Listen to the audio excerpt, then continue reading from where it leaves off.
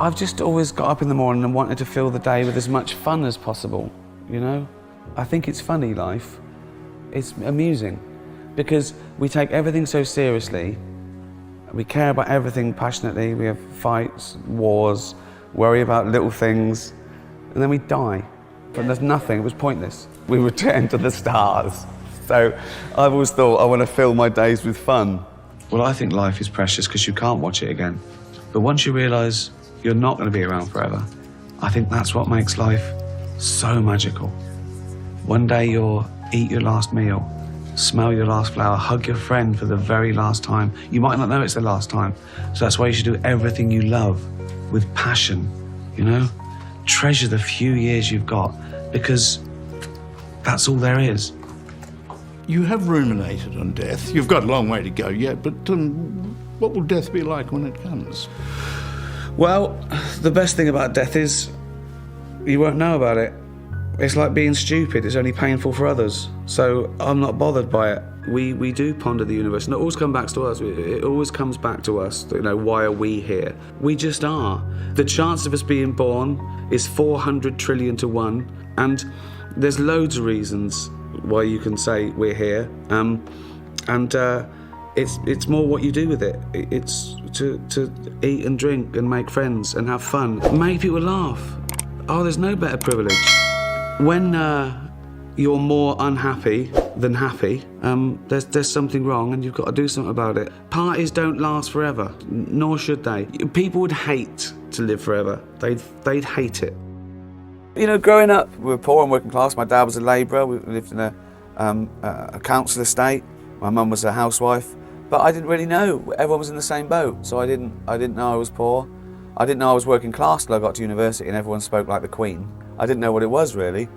Bob Dylan said a man can consider himself a success if he gets up in the morning, goes to bed at night, and in between does exactly what he wants. And I've always done that. I've always done that. I've never worried when I was trying to be a pop star on no money. I never moaned about, I never borrowed money. It was my lot.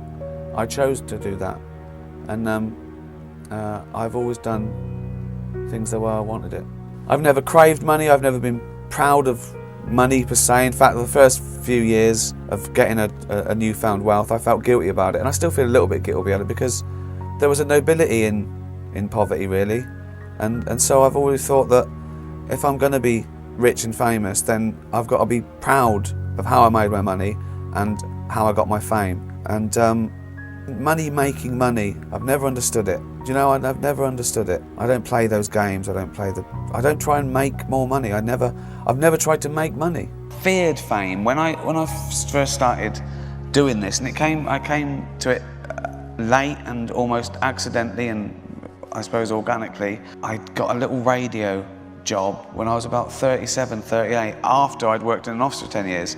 And then I started popping up, and then it sort of grew from there. I got a little bit on a thing called the 11 o'clock show. Then The Office came. I knew if I was a famous actor or comedian that I'd be recognised, but I wanted people to know that was an upshot of it. I wasn't doing it to be famous, and I sort of feared it. I didn't sign that contract, with the devil, make me famous and you can go through my bins. And do you know what I mean? Right. And I sort of worried. I think I worried about it because I thought, they say horrible things about famous people, and you don't want to have horrible things said about you. It happens all the time. Twitter, which is like reading every toilet wall in the world at once. Right. And you shouldn't know those things about you. You shouldn't hear things about you in normal life. You shouldn't be famous. It's odd to be famous. And I sort of feared that. And for the first few years, I thought, that's not fair, because I thought reputation is everything. And now I realise it's not. Reputation is what strangers think of you.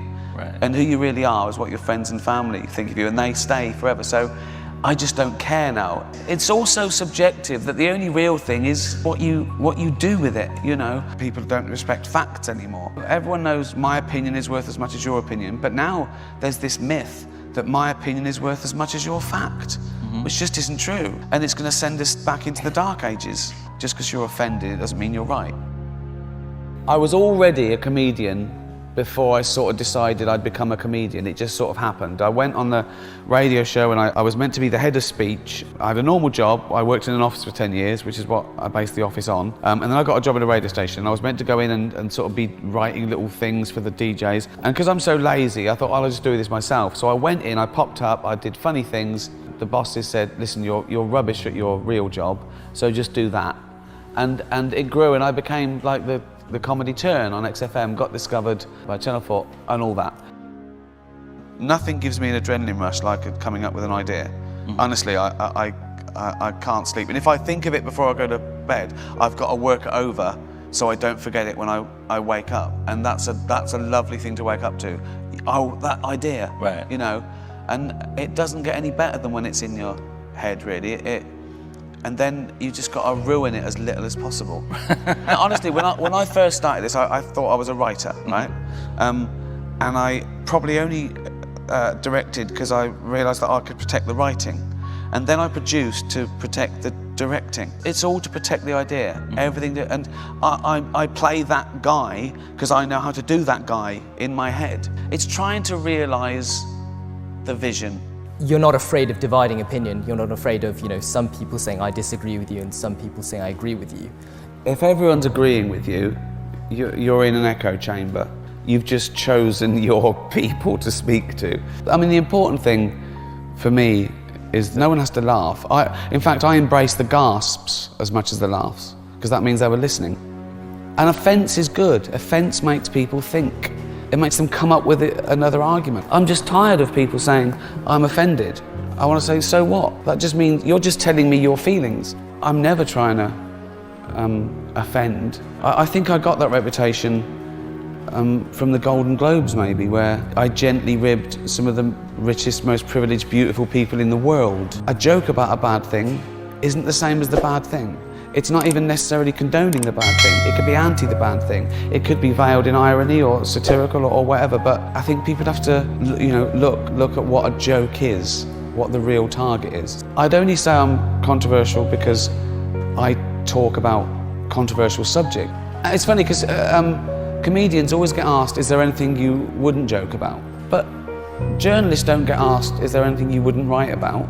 And all we're doing is discussing a subject, but very quickly and hopefully with a punchline. Comedy comes from a good or a bad place. And Twitter was the one that sort of started popularity being more important than being right, And people have picked up symptoms of that in all walks of life because it's all about likes, retweets, block someone that doesn't agree with you, so you create your own echo chamber, same as Facebook. How arrogant are you to think that you deserve to go through life with no one ever saying anything that you don't agree with or like? People mistake sometimes demanding equality, right, by not being part of humour. Yeah. It's actually demanding privilege. I want people to stop saying that joke's offensive. Yeah. I want them to start saying I found it offensive, because you've got to own the emotion, because that's all it is. You're just telling me how you feel about it. Yeah.